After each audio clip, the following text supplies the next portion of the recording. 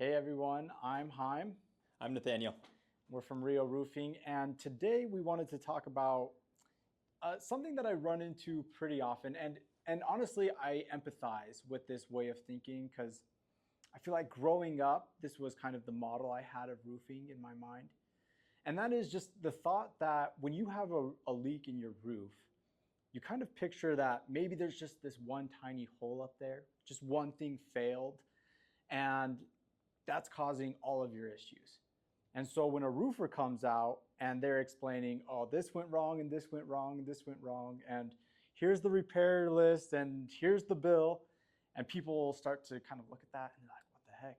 Like I just kind of imagined like there was like this little hole, but in reality it was this big thing. And so we wanted to talk about why that is and how roofs are a little bit more complicated than you initially think.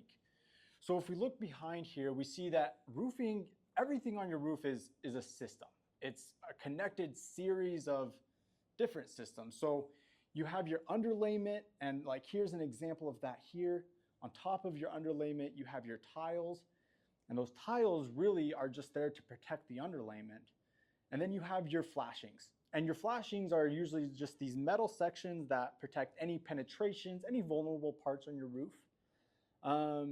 And when you have a leak, it usually is a failure of, either all of those systems or at least, three of them.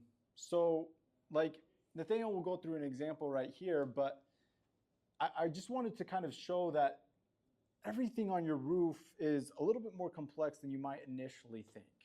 Okay, so for the example that we're going to use today, so let's say we have a skylight here and you have a leak around your skylight, okay?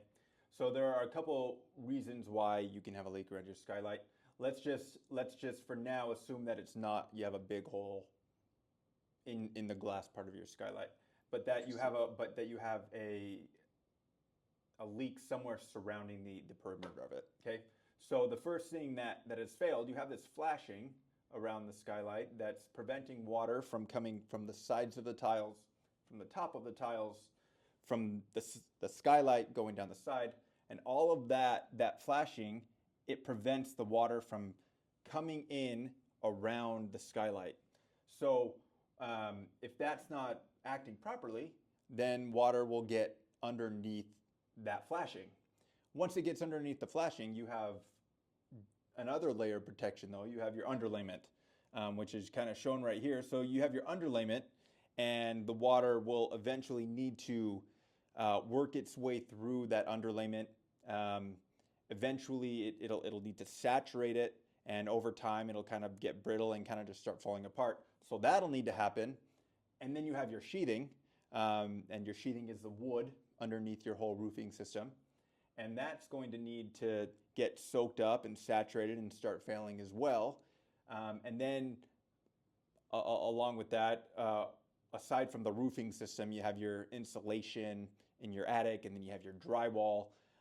And so the water needs to get through all of those different parts of your roofing system and your attic system before you actually see the leak. So you've had a failure of the flashing, then you've had a failure of the underlayment, then you've had a failure of the underlying sheathing, then you've had a failure of the insulation in your attic, then you've had a failure of your drywall in your house.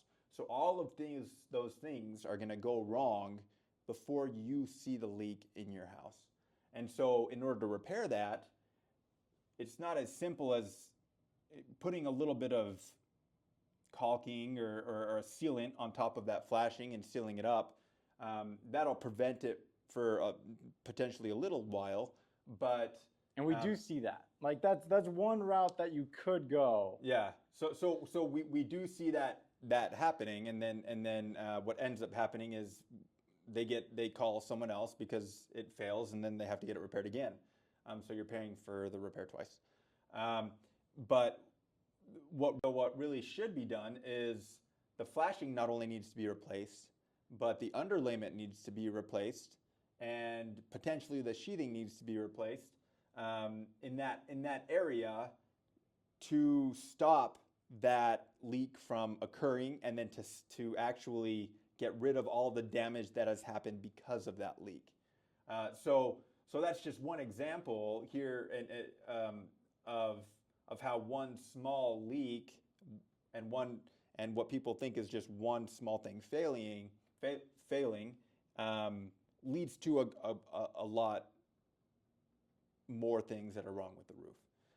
So that's kind of what we wanted to go over, just to explain a little bit about how the roofing system is a lot more complicated than a lot of people think, and we're here to explain that to you, and to go over any of these questions. If you have a leak, we'd go through these steps with you and say, hey, look, this is what you're seeing, and this is why it's happening, and this is the damage that was caused. And so each individual leak on a house will have these series of steps to remedy that for you. So again, this is a small leak on your roof, and if you have a leak on your house, give us a call.